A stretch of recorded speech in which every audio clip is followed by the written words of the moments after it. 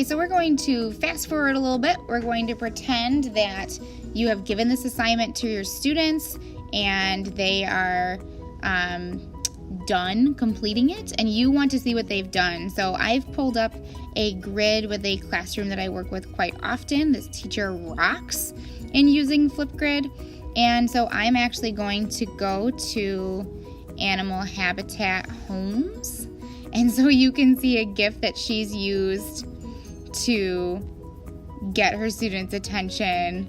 And what you'll see is that there's been 9 video responses so far. And so you can see all your students and the videos that they've posted here. And what's nice is that you can share these videos. So you can get a link or a QR code and share them. So if you want to share these videos with their parents, you can do that. And right at the bottom, it is already compatible with different communities, Google Classroom, Remind, or you can put it on your web page. So that is pretty convenient. We are a Remind school, and I think that's pretty awesome that they've built it in to Flipgrid to share. You will also find that you have an Actions button. So you can edit the response, or a student can edit their response. You can deactivate the video, you can share it, you can feature this response if they were just stellar in what they decided to share. You can move their response to a different topic or a different grid, or you could duplicate or delete the response. If the response was not appropriate or it did not answer the question, you can certainly delete it. Now this pencil is going to bring it up their answer, and you can edit. And so you can see educator comments seen by all students. You can edit their first name, last name, the display name. You can give it a title. And so these are all things that are editable by you as the teacher to update that response if you need to.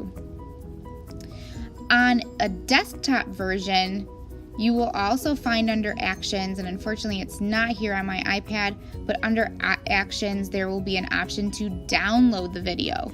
So if you would like to make a compilation of the videos, you can download them and then compile them all together. Or maybe you want to save it in some sort of student portfolio. That will be under the Actions button, but it is only available from a desktop, not from the iPad or another tablet. So that will be important to know.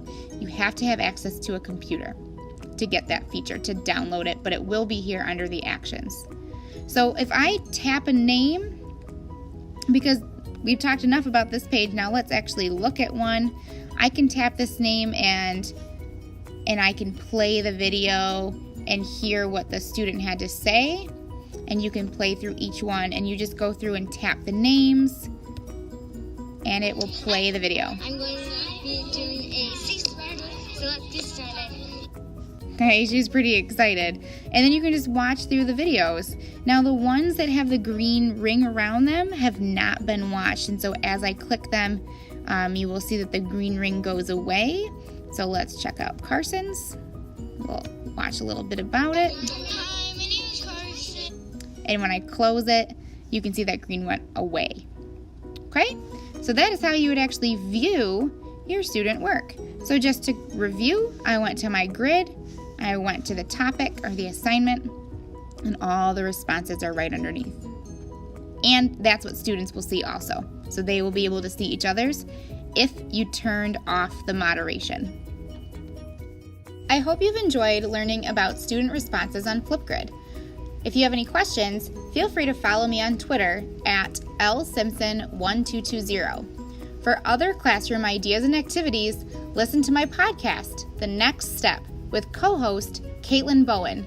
You can find it on all your favorite podcast networks.